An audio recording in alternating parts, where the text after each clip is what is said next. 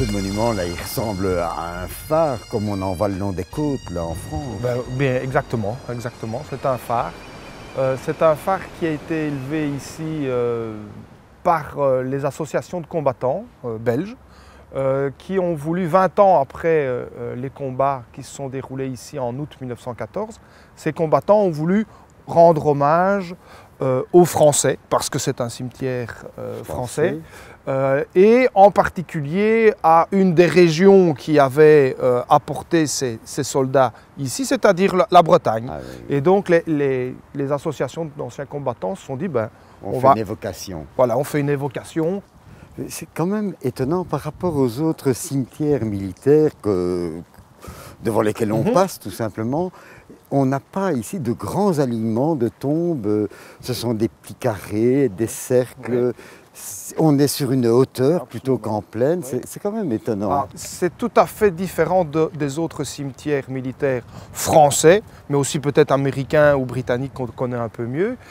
Pourquoi? Parce que à l'origine, c'est un cimetière qui a été conçu par les Allemands. En 1917, ils recherchent des endroits pour établir des nécropoles. Et d'abord, ils choisissent ce lieu un petit peu dominant, sur cette colline qui domine la vallée de la Sambre. Et nécessairement un petit bosquet avec des arbres. Et les tombes sont intégrées dans la nature. Et ça, c'est une vision tout à fait allemande de ce lien entre la mort et la nature, la végétation. Ça, c'est cette conception-là. Et donc, les tombes, on a l'impression qu'elles sont comme semées sur la colline et non pas bien délimitées au cordeau, mais on garde quand même une certaine géométrie, une certaine symétrie.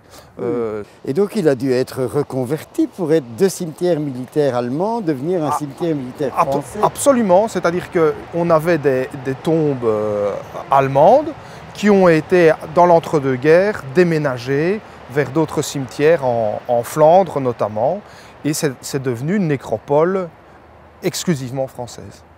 C'est un lieu de souvenir, un cimetière, mais est-ce que le souvenir est encore vivace? Je veux dire, est-ce qu'il y a encore, par exemple, des cérémonies officielles ou bien est-ce que ça devient de plus en plus Oui, tout à fait. Il y a toujours des cérémonies officielles, évidemment avec la perspective du centenaire, il y en a un peu plus. Il y en a un peu plus, mais comme je le disais tout à l'heure, il y a encore des Bretons qui reviennent ici à Sambreville, à Ouvelet, mais aussi à Fos, et qui viennent manifester ce souvenir de façon régulière au mois d'août essentiellement. Une question qu'on peut se poser à propos de tous ces cimetières, c'est qu'il ne suffit pas de faire du tourisme patriotique, il faut quand même trouver un sens à tout ce souvenir de 14-18. J'aime bien le symbole du phare, c'est ce signal des combattants vers les nouvelles générations, comme une espèce d'avertissement. C'est ça un phare, c'est d'avertir les bateaux des rochers et des récifs qui sont dangereux. Et bien c'est un peu ça, que ce lieu ici nous rende prudents. Et c'est une mise en garde sur ce qui peut arriver dans le futur, même si c'est le passé. Attention, faites attention, gardez cette image-là en tête, c'est important. C'est pour ça aussi que c'est un lieu qui parle en utilisant des symboles forts et compréhensibles.